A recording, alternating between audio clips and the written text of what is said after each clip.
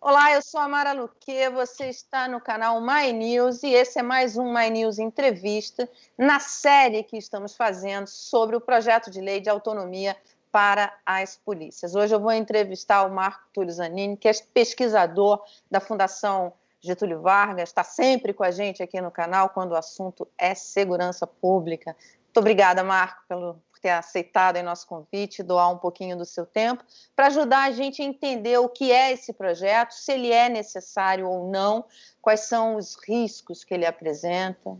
Ótimo. Poxa, Mara, é um prazer estar aqui com você. É sempre um grande prazer participar desse fórum de jornalismo de alta qualidade, que é o que a gente precisa também. Prazer. Obrigado pelo convite. Então, eu queria começar falando sobre isso. O que é esse projeto? Ele é necessário?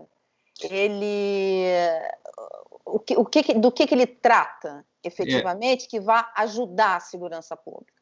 Olha, Mara, eu li esse projeto, pelo que a gente pode entender é o seguinte, é um projeto que, na realidade, está em sintonia política com o atual governo, e até aí eu não vejo mal maior, porque, de certa forma, esse governo foi eleito democraticamente, nós sabíamos que o governo Bolsonaro ele tem uma agenda pró-militar, pró-polícia, ou pelo menos um discurso, né, em relação à segurança pública, e até aí eu não vejo assim um grande problema. Acho que a gente precisa olhar para a polícia hoje, para a governança das polícias. Nós temos uma série de problemas de governança, de atribuições de polícia, de sobreposições de atribuições. Mas quando eu olho para esse projeto, eu estou enxergando o seguinte: esse projeto está atacando a estrutura de poder das polícias, né, tentando dar mais poder às polícias, e não está atacando aquilo que para nós é mais relevante para a sociedade, que é a estrutura de serviço. A pergunta é, como é que isso vai melhorar o serviço, a qualidade do serviço prestado por esses órgãos públicos, né? Então, essa é a minha pergunta para você. Como é que esse projeto ajuda a melhorar isso? Pois é, eu acho que ele ajuda pouco, porque você já tem aí uma movimentação dos governadores insatisfeitos com o projeto.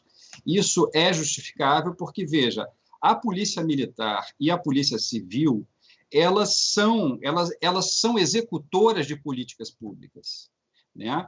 Então, por exemplo, a realidade do Rio de Janeiro, a realidade de São Paulo, a realidade do Distrito Federal, a realidade do Nordeste, cada capital do Nordeste, de Recife, de Vitória, Espírito Santo ou de Porto Alegre, são realidades muito diferentes, né? Muito diferentes. Então, cada governador ele tem que fazer um levantamento, entender o que está acontecendo no seu estado, para poder definir políticas públicas específicas para aquele estado. A gente tem que lembrar que a segurança pública ela foi atribuída aos estados. Então, nós temos uma estrutura hoje que funciona a âmbito estadual, né? Nós temos a Polícia Militar, a Polícia Civil e a Polícia Federal e outras polícias, como a Polícia Rodoviária Federal, Ferroviária Federal, em âmbito da União. Agora, hoje, quando eu olho para esse projeto, por exemplo, 2 anos de mandato para comandante-geral. Eu acho que, de certa forma, as polícias precisam ser blindadas de ingerências, mas vamos dizer assim, contratempos políticos, de coisa e tal. Mas eu não acredito que a gente, tirando das mãos do governador esse poder de eleição ou de destituição de um comandante-geral, porque nós já tivemos problemas de comandante-geral nas polícias, problemas de corrupção e tudo mais, se isso vai funcionar melhor, se isso vai funcionar. Não acredito que seja isso que vai funcionar melhor, né? Impondo condições, por exemplo, de exoneração dos comandantes-geral da Polícia Militar e do delegado-geral da Polícia Civil. Eu acredito que há um problema maior. Nós temos um problema, só para a gente entender, o Brasil é um dos poucos países no mundo, acho que só 4 países no mundo, mesmo assim o Brasil é o maior, tem países pequenos, que tem esse modelo de um ciclo de polícia dividido ao meio. A gente tem a polícia militar, que é uma polícia ostensiva, né, responsável pela prevenção do crime, né, com essas atribuições de uma polícia ostensiva e preventiva, e uma polícia judiciária dividido. Então, esse é um grande problema, gera uma série de ineficiências, gera disputas entre essas duas polícias no Brasil inteiro, e nós teríamos que resolver isso, né? Esse é um problema concreto que poderia gerar uma prestação de serviço muito melhor para a sociedade. Então, quando eu olho para esse projeto de lei, eu acho que ele tem que ser mais discutido. Eu não acho que ao todo ele é ruim. Eu só acho o seguinte: a gente perguntar assim, a polícia precisa ser blindada de jogo político? Precisa. A polícia precisa ter... Marco, de que forma se blinda a polícia do jogo político? Eu acho que de uma forma muito clara. Primeiro, dando mais autonomia financeira, por exemplo, dando autonomia para que a polícia possa, por exemplo, adquirir novas tecnologias, estabelecer, por exemplo, criar uma central de inteligência mais robusta em cada estado e, ao mesmo tempo, aumentando muito a eficiência da corregedoria, que é aquele órgão que consegue apurar crimes internos, problemas internos que possam ocorrer. Então, eu acho que, dessa forma, a gente, sendo transparente com a sociedade, a gente consegue ter uma polícia mais próxima da sociedade. A nossa preocupação é a seguinte: a gente tem um histórico no Brasil, um histórico que separou, que afastou a sociedade da sua polícia. A polícia ela tem que ser acolhida pela sociedade. Você, né? sempre bate nessa tecla, né? Eu bato nessa tecla porque a Constituição Federal de 88, Mara, só para você ter uma ideia, a nossa legislação sobre polícias, ela vem de 1969, o ano que eu nasci, 1969. Então, quando você olha para isso, você vê onde é que foi criada essa legislação, num momento de regime militar. Então, a Constituição de 88, lá no seu artigo 144, ela não modificou muito essa situação, porque a polícia ela continua sendo ainda uma força auxiliar de reserva do Exército. Então, toda a polícia militar hoje é ainda uma força auxiliar do Exército. Não tem o menor sentido mais.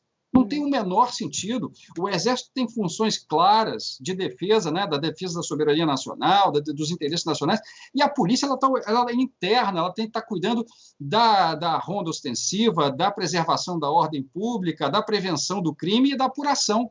Então, não tem sentido a gente ter a polícia como uma força auxiliar de Exército. São instituições absolutamente distintas, com atribuições distintas. Agora, isso sim a gente precisa estar olhando. A gente poderia estar olhando para isso e dizendo o seguinte: que polícia que a gente quer? Então, trazer a polícia mais para o lado da sociedade, eu acho que isso é fundamental. Esse projeto de lei está ajudando? Ao meu entender, ainda não. Do jeito que ele está escrito, ele precisa passar muito pelas discussões, e eu entendo que todo comandante-geral de polícia militar no Brasil tem essa preocupação. A polícia tem que estar do lado da sociedade. Ou seja, ela tem que ter transparência, ela tem que apurar, ela tem que mostrar que está trabalhando internamente, porque polícias são pessoas que são organizações públicas que são armados. Aqui no Rio de Janeiro, por exemplo, 50 mil pessoas armadas. A gente precisa ter essas pessoas ao lado da sociedade. Então, na medida em que a gente consegue fazer isso, a gente consegue fortalecer o orgulho de pertencimento, fortalecer essa instituição, inibir o oportunismo e o crime, né, e aumentar a sua efetividade. Eu não enxergo que esses projetos de lei orgânica que estão tramitando no Congresso ainda tenham esse objetivo e consigam qualquer objetivo. Qual é a minha esperança? Que esses projetos de lei sejam submetidos a discussões em vários níveis, para que a gente possa chegar a endereçar isso. Tá, então não vamos resolver o problema todo, mas vamos resolver uma parte do problema. Vamos colocar... aproveitar o momento dessa vamos aproveitar e apresentar um substitutivo ou fazer um novo projeto, enfim. Perfeito. Aproveitar que abriu-se essa discussão, que isso é pauta do governo, que isso está na mesa para se discutir e trazer a sociedade para para dialogar nos seus diversas associações de policiais e a própria sociedade, para a gente entender o seguinte: hoje nós temos muitos problemas para poder gerir esse aparato de segurança pública e a gente não está tocando nesses problemas de estrutura de serviço dentro desse projeto de lei. A gente está caminhando para o fim, mas eu queria amarrar isso com um grave problema que nós temos no Rio e que está se espalhando, que é a questão das milícias. Sim. Esse projeto, ele ajuda a combater as milícias ou ele favorece as milícias?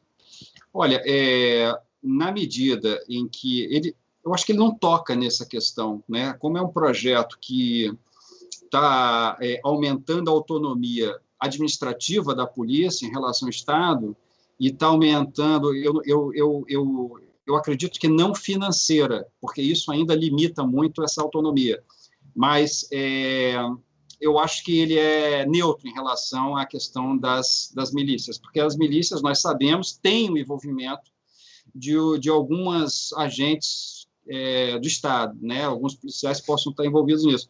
Eu acho que esse projeto de lei não ajuda nem favorece, tá? Essa é a minha visão, do jeito que ele está escrito, tá? Ao pé da letra.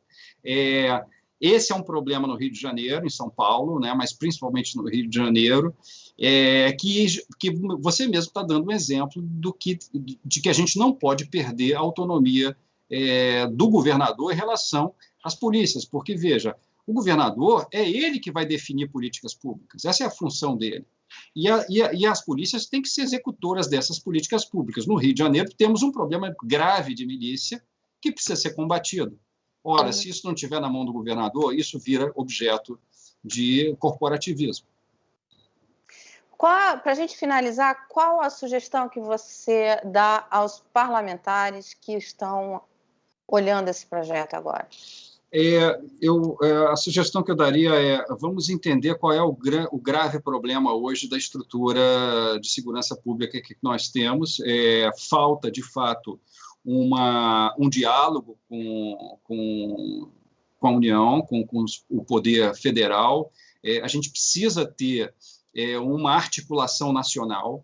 Veja o caso do Rio de Janeiro, por exemplo, nós não produzimos armas, nós não produzimos drogas, e nós temos todos esses problemas dentro do estado do Rio de Janeiro. Então, a nossa polícia militar e a nossa polícia civil, elas precisam se armar com fuzis para combater criminosos que estão traficando drogas e que estão